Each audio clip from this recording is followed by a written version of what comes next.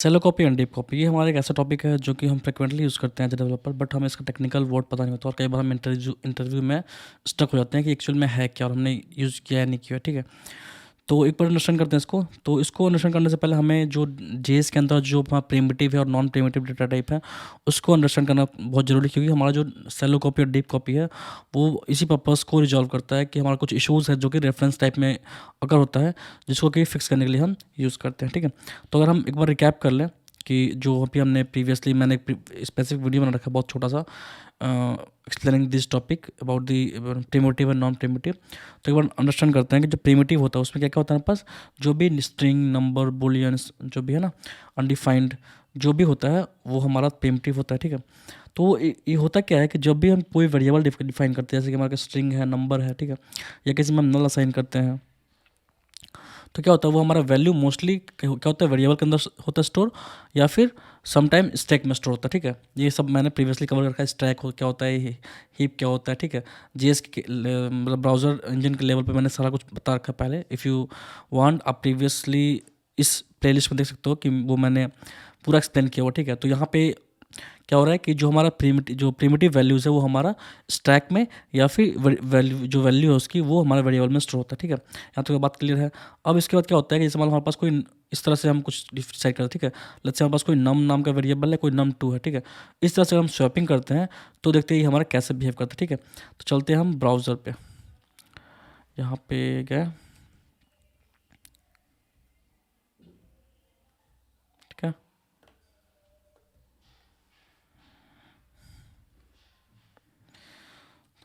ठीक है, तो लेट्स से हमारे पास जीएस के अंदर क्या है, मैंने एक लेट्स से नंबर 1, ठीक है।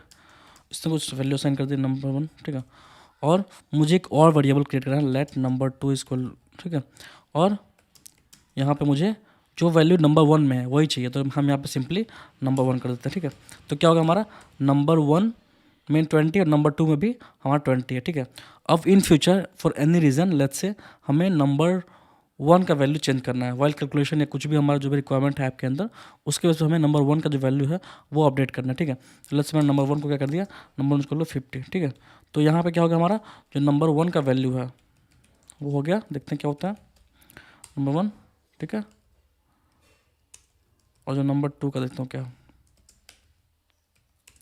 तो यहाँ पे नंबर 1 का वैल्यू हमने चेंज किया तो चेंज हो गया, बट नंबर 2 का जो वैल्यू है वो एज इट इज़ है, क्योंकि ये हमारा प्रिमिटिव डेटा टाइप्स है। और यहाँ पे सारा कुछ इंडिपेंडेंट होता है, यहाँ पे कोई रेफरेंस नहीं होता है कि किसी का एड्रेस हो के यहाँ पे सेव हो रहा है, ऐसा कुछ नहीं। अगर हम इस में भी डेटा स्वैप करते हैं तो हमारा वैल्यू स्टोर होता है, ना कि किसी का, ना कि नंबर 1 का कोई एड्रेस, कोई रेफरेंस, ठीक है। तो इस तरह से हम स्वैपिंग कर सकते हैं जब हम ये प्रिमिटिव टाइप के डेटा के साथ वर्क करते हैं, ठीक है। यहाँ पे नंबर भी होगा तो भी सही काम करेगा, स्ट्रिंग है तो भी एज इट इज़ वर्क करेगा, मतलब कि प्रिमिटिव टाइप के लिए हमारा ये प्रॉपर वर्क करता है, ठीक है। तो ये हमारा एज इट इज़ जैसा हम चाह रहे हैं वैसा चल रहा है, ठीक है। नंबर हमने डेटा गेट करा और नंबर 1 को चाहे तो नंबर 1 चेंज हो तो होगा विदाउट अफेक्टिंग नंबर 2, और नंबर 2 को चाहेंगे तो वो चेंज होगा विदाउट अफेक्टिंग नंबर 1, ठीक है। यहाँ तक क्लियर है। तो ये हमारा प्रिमिटिव में ये एज इट इज परफेक्ट चलता है, कोई इशू इसमें नहीं है, ठीक है। अब बातें आते हैं ऑब्जेक्ट के पास, ठीक है। तो लेट्स से हमारे पास कोई ओबीजे नाम का एक ऑब्जेक्ट है, उसमें हमारे पास कुछ प्रॉपर्टीज़ है, लेट्स से, ठीक है। लेट्स से हमारे पास कुछ फर्स्ट नेम नाम का कुछ है, ठीक है। और लेट्स से हमारे पास लास्ट नेम है,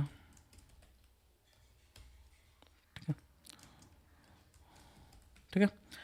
अब सिमिलर सिनेरियो, लेट्स से हमें ऐसा करना है कि एक और ऑब्जेक्ट क्रिएट करना है जो कि हमारा पहले वाला ऑब्जेक्ट को सेम कॉपी को स्टोर कर, ठीक है। तो हम नॉर्मली जो प्रिमिटिव टाइप था तो हम ऐसे वर्क कर रहे थे, राइट,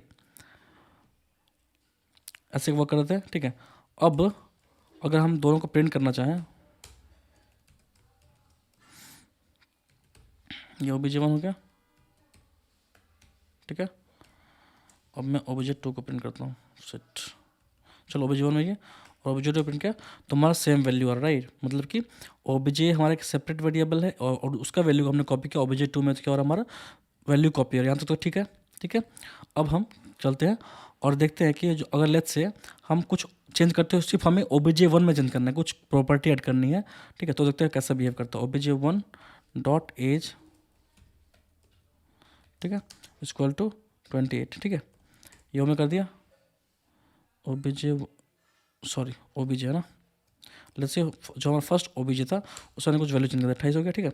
अब देखते हैं कि जो हमारा वैल्यूज़ है वो दोनों में सेम है या डिफरेंट है।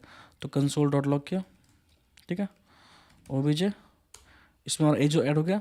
अब कंसोल डॉट लॉग हो गया, ठीक है, ओबीजे 2, ठीक है।